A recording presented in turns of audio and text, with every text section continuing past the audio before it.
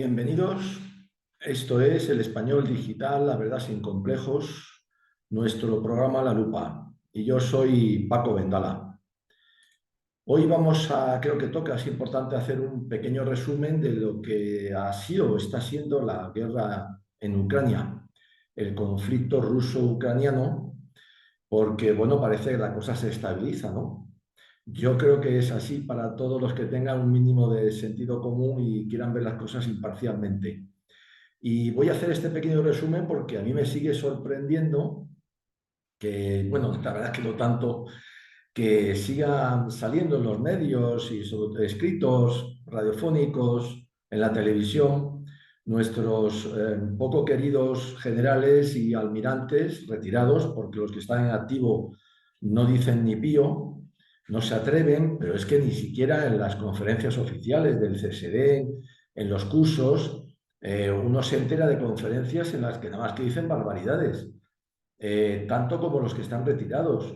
A mí me daría miedo de verdad ir a la guerra, si tuviéramos que ir a la guerra, con estos generales y almirantes, porque desde luego nos iban a dar hasta en el carnet de identidad. Vamos a ver, es muy importante cuando hablamos de una guerra tener en cuenta algunas normas básicas, algunos principios generales que son inmutables. Primero que la guerra, como dijo Clausewitz, es la continuación de los medios, de la política por otros medios. Bueno, es una frase un poco cínica, pero es que es verdad, cuando los medios políticos, diplomáticos no bastan, cuando hay intereses contrapuestos, pues a veces el ser humano no le queda otra que ir a la guerra. La guerra puede ser justa, como puede ser injusta, puede ser una guerra agresiva, simplemente de conquista, o puede ser una guerra justificada. Eso ya es harina de otro costal. Pero la guerra es la continuación de la política por otros medios, cuando esos medios políticos o diplomáticos pues han fracasado. Otra cosa es que hayan fracasado porque alguien está provocando la guerra, como veremos que es el caso del conflicto ruso-ucraniano. También hay una cosa que hay que tener en cuenta, dijo Rommel, que hasta el mejor plan de operaciones choca, tropieza a los 5 minutos de empezarse a desarrollar con el enemigo. Y es que en la guerra juega mucho, pues no sé, circunstancias que el ser humano no puede controlar ni el mejor de los generales. Eso el caudillo lo tenía también muy claro, por eso fue un gran estratega y un gran táctico, porque siempre contaba con lo imprevisto. Claro, ahí es donde se define la genialidad del general en la conducción de esa guerra o su ineptitud. Y ahí es donde se va a definir también muchas veces la victoria o la derrota. Y desde luego siempre hay que tener en cuenta en una guerra algo muy importante, no hay enemigo pequeño. Ese es uno de los grandes errores que viene cometiendo Estados Unidos y la OTAN, su lacayo, su sicario, su mamporrero, o sea, nosotros, porque estamos en la OTAN, desde después de la Segunda Guerra Mundial. No hay enemigo pequeño y siempre se sufren pérdidas. Pero bueno, eso hay que asumirlo cuando uno entra en la guerra. No seamos también ingenuos. Y bueno, se pierden batallas, lo importante es ganar la guerra. Haciendo un pequeño símil, esto es como un partido de fútbol. Hombre, ganar 5-0 suele ser muy difícil. Siempre te clavan un par de goles que duelen muchísimo, pero al final, hombre, levantas la copa de la victoria porque has ganado 5-2, 4-1 o 4-3. Pero lo importante es eso. Ahora siempre se sufren derrotas más o menos grandes. Dicha esta introducción, vamos a recordar que el conflicto ruso-ucraniano está ya reconocido, menos por nuestros periódicos más importantes, pero más mentirosos, y desde luego esos generales y almirantes que andan por ahí diciendo verdaderas barbaridades que yo creo que no se la creen ni ellos. Desde luego los demás, los que tengan un poquito de sentido común y vean lo que está ocurriendo, no se lo pueden creer y hacen un ridículo espantoso. Bien, dicho también esto, pues vamos a tener en cuenta lo que todo el mundo sabe. Esta guerra la provoca Estados Unidos.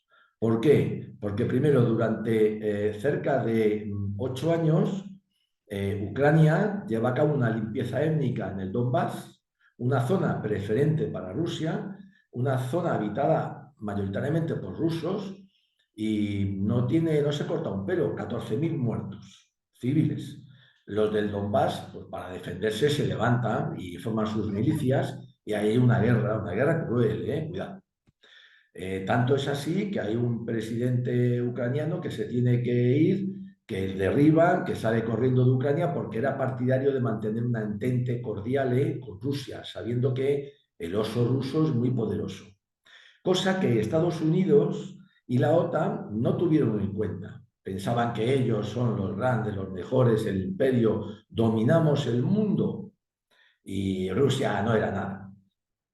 Bueno, llegado un momento también lo reconoce Angela Merkel, lo reconoce también el presidente ucraniano de 2014, lo ha reconocido también Obama hace poco diciendo que tuvieron que presionar mucho a algunos países de la OTAN porque no estaban dispuestos porque sabían que nos iba a afectar.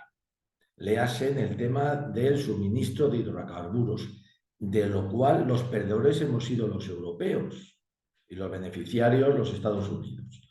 Bien, pues a pesar de eso, los acuerdos de Minsk, que aceptó Rusia como una entente cordial sobre el Donbass, eran, como ha dicho Merkel, simplemente una manera de ganar tiempo. ¿Para qué? Para que tanto la OTAN como Ucrania se hicieran fuertes. O sea, es repugnante. Lo están reconociendo. La guerra ruso-ucraniana ha sido provocada por Estados Unidos y por la OTAN de manera premeditada y alevosa. No lo digo yo, tampoco lo dicen los generales y los almirantes retirados y en activo en cursos en el CSD. No se atreven, porque claro, es ir contra el sistema. Pero es que lo ha dicho Angela Merkel. Fue una manera de ganar tiempo y desde luego la limpieza étnica en el Donbass les importó un bledo. Vale, ponen a Rusia entre la espada y la pared, más esa ampliación de la OTAN hacia el este, hacia Rusia, que simula mucho las invasiones de Napoleón y de Hitler. Si nos ponemos en el lado ruso, si nos ponemos en Moscú, pues sus problemas han venido siempre de Occidente. Claro, esto se ve que toman nota y Putin dice, otra vez los problemas me vienen de Occidente, tendré que hacer algo. Cuando los Estados Unidos y la OTAN, utilizando al títere, porque es que es un títere asqueroso, de Zelensky, pinchan y ponen a Rusia entre la espada y la pared, pues esta llega un momento en el que decide, y con eso no contaban ni norteamericanos ni la OTAN, decide tomar la espada, pero no la de ellos, sino la suya propia, claro. Y entonces decide proceder en defensa, puede ser una excusa, de lo que está ocurriendo en el Donbass, a llevar a cabo una operación militar, una campaña, vamos a llamarle ya, una campaña militar rusa en Ucrania. Y no digo invasión porque aunque pueda serlo, miren, vamos a ver, en esto es como todo, hay que tener autoridad moral para achacarle a Rusia que ha invadido ilegalmente en contra de las Naciones Unidas Ucrania. Porque es que los norteamericanos y la OTAN lo llevamos haciendo desde después de la Segunda Guerra Mundial. Nos hemos metido en todos los países, nos ha importado un bledo la ONU, su carta y sus declaraciones, incluso sus resoluciones. Porque Estados Unidos y la OTAN plancharon literalmente Serbia y Belgrado en contra de las resoluciones específicas de las Naciones Unidas. Les importó un rábano, nos importó un bledo y los muertos todavía no se han contado porque nos ha dado igual. Luego no achaquemos a Rusia una pretendida invasión de Ucrania, porque lo hemos hecho nosotros antes y 1000 veces, así que no hay autoridad moral para utilizar eso contra Rusia, por lo menos de nuestra parte. A ver si también nos enteramos. Llegados a este punto hay que recordar algo que es también muy importante. Miren, el problema de Ucrania es que encima Zelensky, que se cree muy listo, creyó lo que le decían los norteamericanos. No se dio cuenta que ya dijo en los años 60 el secretario de Estado norteamericano, John Foster Dulles, que Estados Unidos, literalmente está escrito, Estados Unidos no tiene amigos, tiene intereses. También se dice que es mejor ser enemigo de los norteamericanos que amigo, porque si eres enemigo te intentará comprar, pero si eres amigo, sin duda antes o después te va a vender. Y sobre Zelensky, que es un tirano, es un dictador, ha eliminado la oposición, a la Iglesia Ortodoxa de rito moscovita, sus huestes secretas campan por las calles metiendo en la cárcel a todo aquel que la espía, ha realizado actos terroristas como cargarse a la hija de Dugin, que nada tenía que ver, ni era una victoria militar ni nada en absoluto, algún que otro atentado terrorista también por ahí. Bueno, pues hay que decirle a Zelensky o de Zelensky hay que decir una cosa muy importante. Miren, cuando un payaso consigue llegar al palacio, pues él no se convierte en rey, pero el palacio sí se convierte en un circo. Lo que ocurre es que este circo es sangriento. Y eso es algo de lo que algún día esperemos que dé cuenta Zelensky, porque es él sí un criminal de guerra, porque ha metido a su país en una guerra que la ha desangrado y destruido, de la que no va a sacar nada. Ese sí que es un criminal de guerra.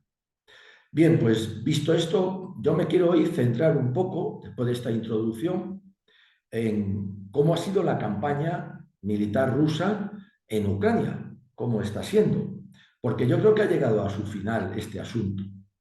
Y vamos a ver por qué yo opino así, claro, en contra de lo que dicen todos nuestros generales, almirantes, retirados y en activo, que mienten como bellacos o son idiotas.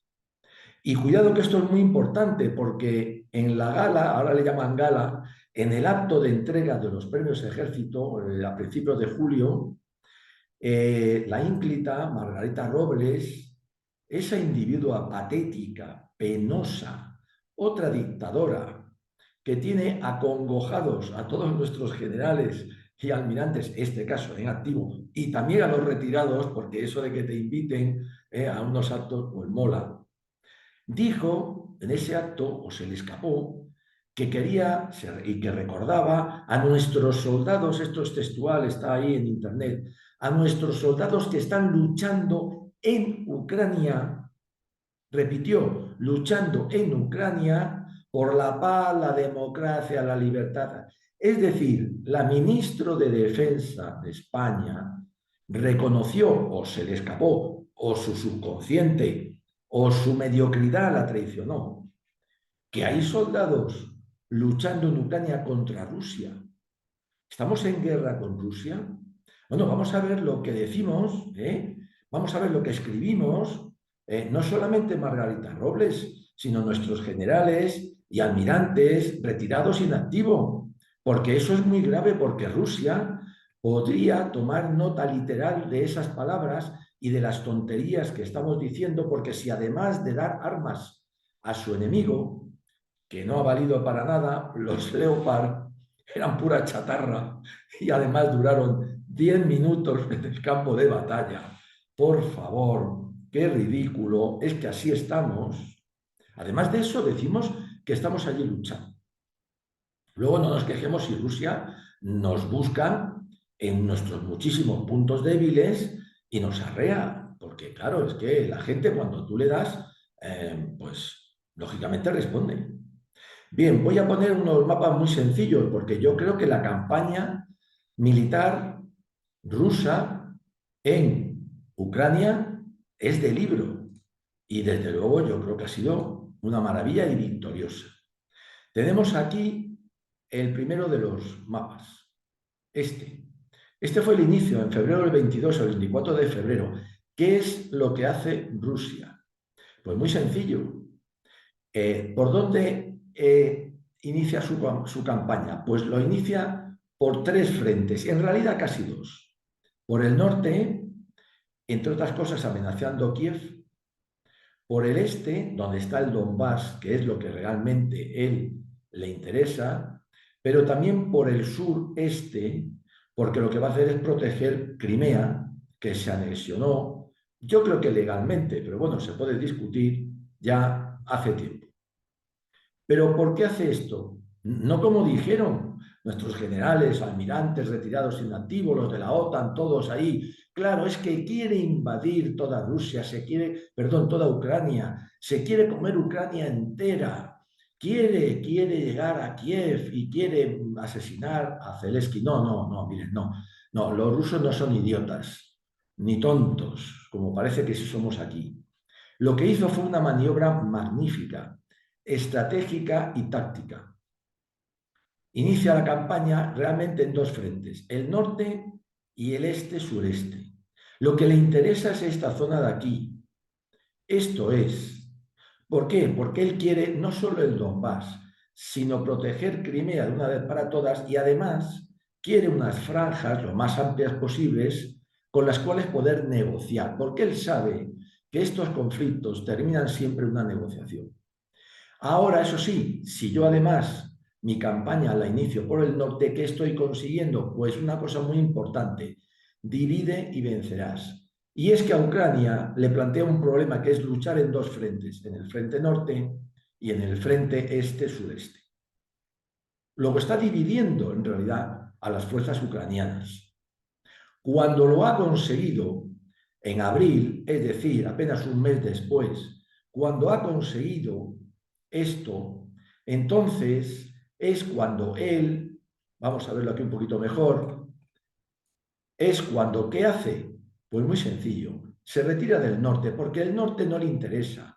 El norte tampoco le interesa Kiev, porque Kiev es una ciudad y no nada peor que los combates en población, y más en ciudades grandes como es Kiev. Y entonces, ¿qué es lo que hace? Se retira. No es una victoria ucraniana, no lo hace bajo la presión ucraniana, no, lo hace porque está calculado.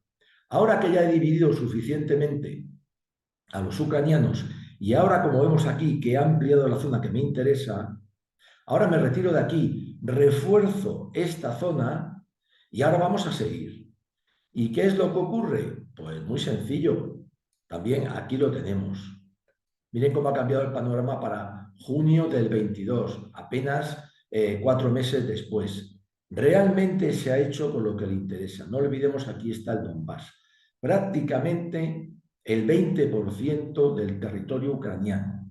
Tiene perfectamente protegido Crimea, tiene el Donbass y encima tiene una zona norte con la cual puede amenazar en un momento dado a las fuerzas ucranianas.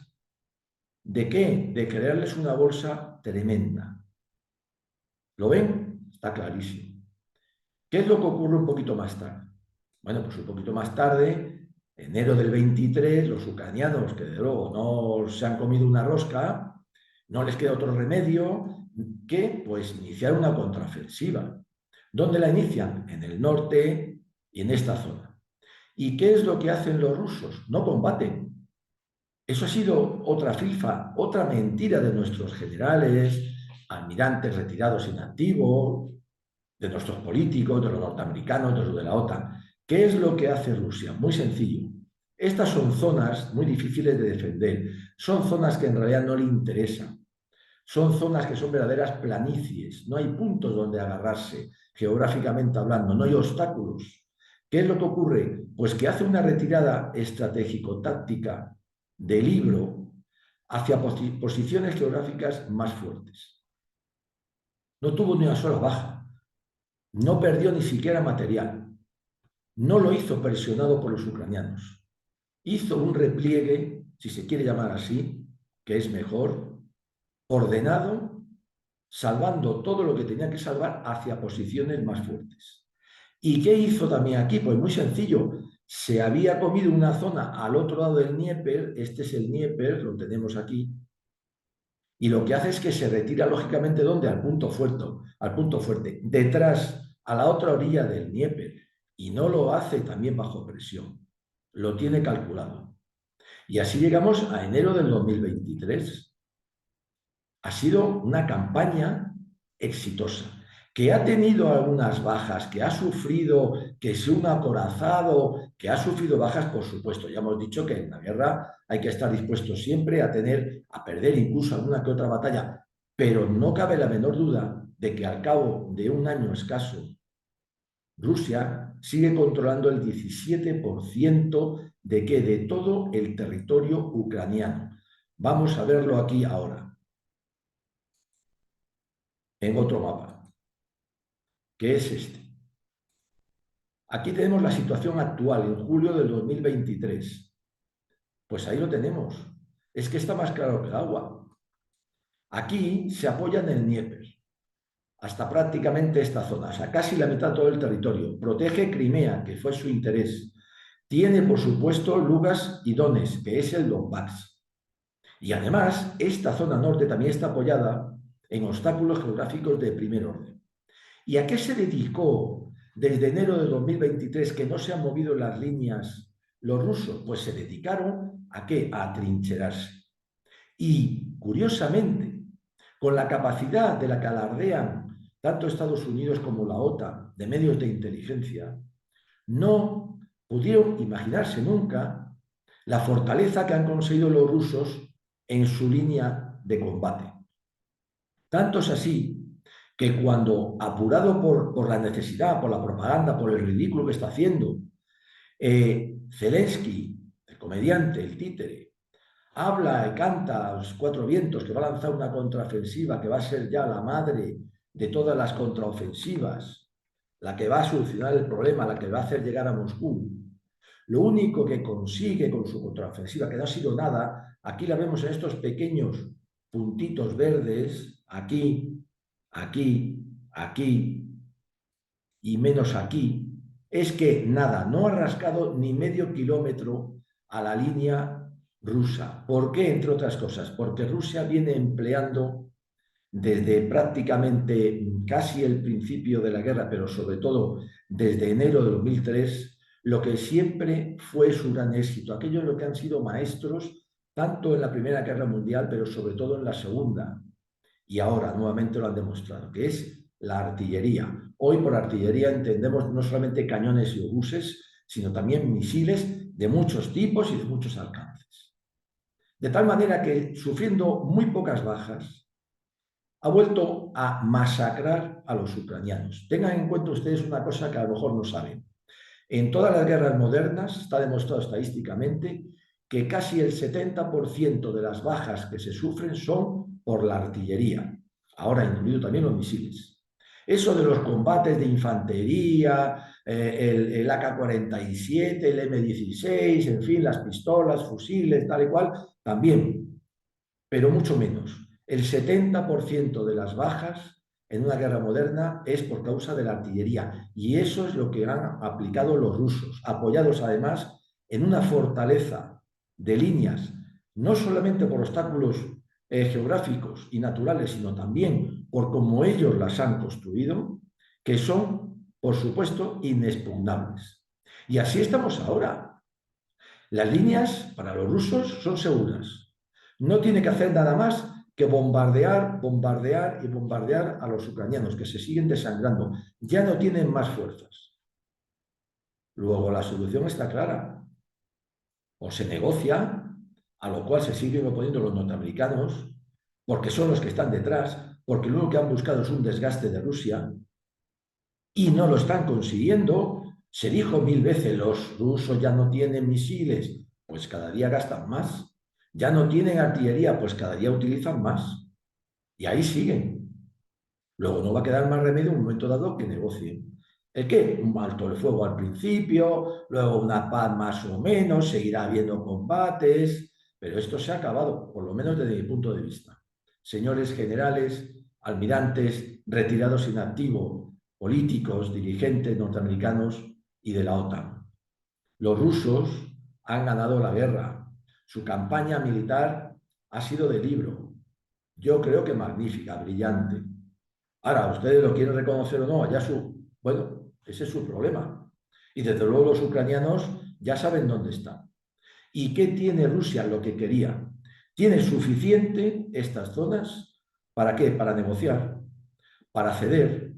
Si me quedo con esto, te doy esto y tal vez te dé algo de aquí. O no, no lo sé. O aquí me asiento y me quedo. Eso se trata de una negociación. Tener bazas. Cuando uno negocia es porque tiene algo que sabe que va a tener que ceder. De otra manera no lo habría conseguido. Por eso tampoco está que muy sencillo, como decían a veces los árabes. Siéntate a la puerta de tu casa y tarde o temprano verás pasar el cadáver de tu enemigo. De aquí a los rusos no lo saca nadie. Y los ucranianos ya no tienen fuerzas para nada. Y los arsenales de la OTAN están vacíos. Y desde luego la población europea ya tampoco está viendo esto muy claro, ni muchísimo menos una victoria. Ya no se cree tantas mentiras. Los rusos han hablado muy poco, pero han actuado. Nosotros, como siempre, bla, bla, bla, bla. Y lo hemos hecho muy mal otra vez. Vaya políticos, pero vaya también generales, almirantes en activo y retirados que tenemos en la OTAN. Vaya lumbreras, como para ir con ellos a la guerra. Bueno, este es el resumen que les hago yo modestamente. Se lo pueden ustedes creer o no, pero creo que me ciño a los hechos, no a la propaganda, por supuesto. Creo que lo que digo tiene sentido común porque únicamente es un vistazo cronológico a lo que ha ocurrido y está ocurriendo. Ahora ustedes pueden ver noticias que si unos drones han llegado no se sabe qué de cerca de Moscú, que se han bombardeado por décima vez los ucranianos el puente de Crimea, que si un dron submarino ha intentado con un petrolero no sé qué, pero eso realmente es una contraofensiva, eso va a algún sitio, eso es una victoria, eso es una guerra, eso es un combate, no, eso no es nada, eso es propaganda. La situación está muy clara. No queda más remedio que negociar. Y ya también hay países que se están cansando, China, India, Brasil, pero en Europa la cosa empieza a verse muy poco clara. Lo único es aquí donde nuestra ministro de Defensa, Margarita Robles, la de los papos asimétricos que decía Usía, la Mofletes, que decimos en el español digital, y la Mangui, esos fondos que estando en el Ministerio del Interior parece ser que se llevó a paraísos fiscales, nos siguen mintiendo y nos siguen diciendo lo que no es verdad. Allá ustedes si se lo creen. Yo creo que en el español digital no. Bueno, pues eso es todo por ahora. Muchas gracias por seguirnos.